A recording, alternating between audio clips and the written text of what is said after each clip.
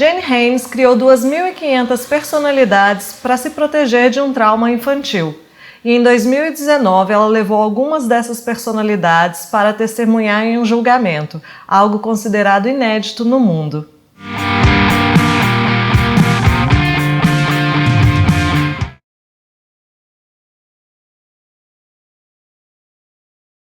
Olá, meu nome é Lívia Ladeira e se você é como eu, você ficou muito impressionado com o filme Split, ou Fragmentado em português, e com a atuação de James McAvoy.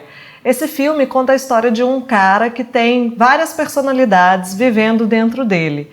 E é mais ou menos isso que acontece com Jenny Haynes. Jenny é uma australiana que em 2019 sentou no banco de testemunhas para buscar justiça. Como um mecanismo de defesa, ela criou múltiplas personalidades que iam tomando seu lugar, cada uma com um trabalho para se defender de alguma forma ou algum aspecto do abuso. Ao longo desse processo, ela contabilizou por volta de 2.500 personalidades que iam surgindo. Algumas permaneceram às vezes por 10 minutos, enquanto outras se tornaram permanentes e ainda estão com ela. O transtorno de personalidade múltipla, ou transtorno dissociativo de identidade, foi por muito tempo desprezado, inclusive por psiquiatras. Hoje em dia, ele já é considerado uma condição médica legítima e, inclusive, é considerado um sistema altamente sofisticado da nossa mente para poder lidar com traumas. A Jenny é tratada pelo psiquiatra George Blair West há 20 anos. E ele explica que não há nada de errado com a mente humana que possui esse transtorno.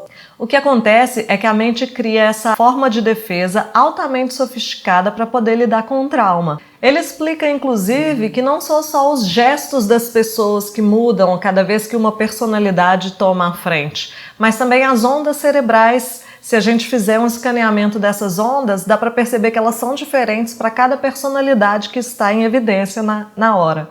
É como se fosse uma pessoa completamente diferente mesmo. Um exemplo da alta sofisticação das personalidades da Jenny é que algumas delas tiveram a habilidade de bloquear a sensação de cheiro. O cheiro do pai da Jenny era muito peculiar e toda vez que ele abusava dela, aquele cheiro era capaz de deixar ela com um mal-estar ainda pior. Então tinham personalidades que assumiam no momento do abuso de forma que elas bloqueavam essa sensação de cheiro. A primeira personalidade a aparecer foi a Symphony, que também era uma criança de 4 anos. Era a Symphony que no princípio surgia nos momentos de abuso. Uma das frases que ela diz é a seguinte: "Tudo o que ele fez, depois que eu tirei a Jenny dali, ele fez comigo. Esse é o meu trabalho. Meu trabalho é lidar com o papai." A próxima personalidade que a Symphony criou foi o Eric. O Eric era encarregado da organização. Foi ele que criou uma paisagem mental onde todo mundo pudesse se organizar e é ele que criou as regras, porque toda personalidade ali tinha regras que eles tinham que seguir. A gente tem também o Muscles, que significa músculos em inglês, que era um adolescente muito corajoso e muito bravo. Ele é altamente protetor e ele se descreve da seguinte forma: é uma pessoa que não vai sentar e falar que está tudo bem. Ele vai levantar e vai fazer alguma coisa. E ele quer vingança. Outra das personalidades é o Volcano, que é o vulcão em inglês. Ele é um homem alto e que se veste todo de couro, mas apesar dessa aparência de durão, ele é uma pessoa super amável. E o trabalho dele é dizer que você tem o direito de sentir o que você está sentindo, que tudo que você sente é normal. Além dessas personalidades, tem também o Ricky. O Ricky é um menino de 8 a 9 anos, ruivo, e ele tem um dos trabalhos mais difíceis de todas as personalidades da Jenny. Ele tem o trabalho de decidir quem é que vai aparecer no momento que ela tem que lidar com o pai. E ele sempre se sente muito mal com isso, que ele é o que tem que encostar no ombro da pessoa e falar: agora é sua vez. A Symphony explica que tudo começou quando a Jenny, ainda com 4 anos de idade e sofrendo esses abusos, não conseguia captar na cabeça dela, se explicar o que estava acontecendo.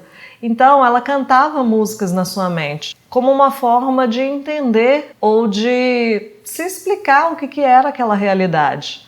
Uma das músicas que ela cantava, inclusive, era a música Do You Really Wanna Hurt Me? Do Culture Club, de 1982, que significa Você Realmente Quer Me Machucar? E a Symphony continua explicando que quando o abuso acabava, era ela que pegava a Jenny e levava para um lugar confortável e legal para ela poder descansar, deixava ela virada para dentro e ela assumia. A Symphony explica da seguinte forma: nós temos essas pessoas internas para conversar, pessoas para oferecer terapia e uma rede de segurança e apoio, porque o mundo externo falhou conosco não uma vez, mas quase sempre. Nos anos do abuso de Jenny, ela tentou relatar sua história para várias autoridades, mas ela foi ignorada. Só que ela não desistiu. Durante 18 anos ela estudou e se formou em psicologia. Ela fez um mestrado em Direito e Justiça Criminal e um doutorado focado em vítimas de crimes. E foi todo esse trabalho, esse estudo e essa dedicação que levou ela a conhecer um delegado em Sydney que finalmente acreditou na história que ela estava contando. E foi assim que começou a investigação, que culminou com o pai da Jenny sendo levado para o tribunal no ano passado. A família da Jenny morava em Londres, mas eles se mudaram para a Austrália em 1974, quando ela tinha 4 anos apenas. Os abusos já tinham começado, mas quando eles chegaram na Austrália, os atos do pai delas foram começando a ficar cada vez mais sádicos. A Jenny fala o seguinte: os abusos do meu pai eram calculados e planejados. Era intencional e ele desfrutava cada minuto. Ele me ouvia implorar para que parasse. Ele me ouvia chorar. Ele sabia da dor e do terror que estava me infligindo. Ele via o sangue e o dano físico que havia causado. E no dia seguinte optava por fazer tudo de novo. Segundo a Jenny, o Richard fez uma lavagem cerebral nela. Ele falou que ele conseguia ler a mente dela, então sabia quando ela estava pensando nos abusos e sabia quando ela estava pensando em denunciar. E ele ameaçava de matar os irmãos da Jenny e a mãe dela se ela sequer pensasse nos abusos. A Jenny fala o seguinte sobre esse período: minha vida interior foi invadida pelo meu pai. Eu não conseguia sequer me sentir segura dentro da minha própria cabeça. Eu não podia mais refletir sobre o que estava acontecendo comigo e chegar às minhas próprias conclusões. O pai dela também, obviamente, restringia as atividades sociais que ela tinha. Ele restringia o contato dela com pessoas, até na escola. E a Jenny aprendeu a se manter silenciosa e discreta, para que ela não fosse vista por adultos, como aconteceu com o professor de natação, que falou com o pai que eles deviam investir no talento dela. Quando isso acontecia, a Jenny era punida. O pai da Jenny também se recusava a dar um tratamento médico para ela, das feridas, tanto da tortura quanto dos abusos sexuais. E muito dessas feridas se tornaram problemas crônicos de saúde. Agora, aos 49 anos, ela tem danos irreparáveis numa vista, no queixo, no cóccix e no ânus. E ela inclusive teve que fazer uma colostomia há alguns anos atrás. O julgamento aconteceu em março de 2019 e foi a primeira vez que foi permitido que ela trouxesse as outras personalidades para testemunhar. Ela fala que uma das formas de defesa que essas personalidades permitiram para ela foi que eles mantiveram as memórias como se tivesse acontecido tudo hoje.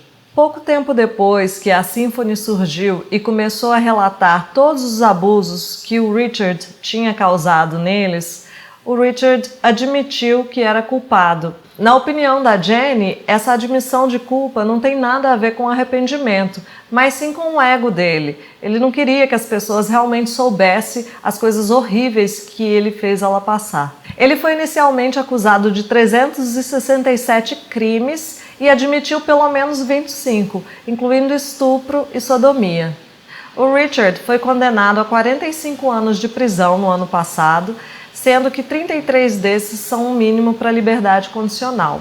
Como ele tinha 74 anos no período do julgamento, é muito provável que ele nunca mais saia da prisão. Para fazer esse vídeo, eu me baseei num documentário dos 60 Minutos Austrália e também numa reportagem da BBC. Eu vou deixar tudo linkado aqui na descrição se vocês quiserem ver um pouquinho mais. Vou deixar também um vídeo em que a Jenny dá entrevista e as várias personalidades vão surgindo durante a entrevista. E se você gostou desse vídeo, já dá um like aqui embaixo, se inscreve no canal para receber notificação dos próximos vídeos e também estou deixando aqui as minhas redes sociais para vocês me acompanharem. Um beijo e até a próxima semana. Tchau!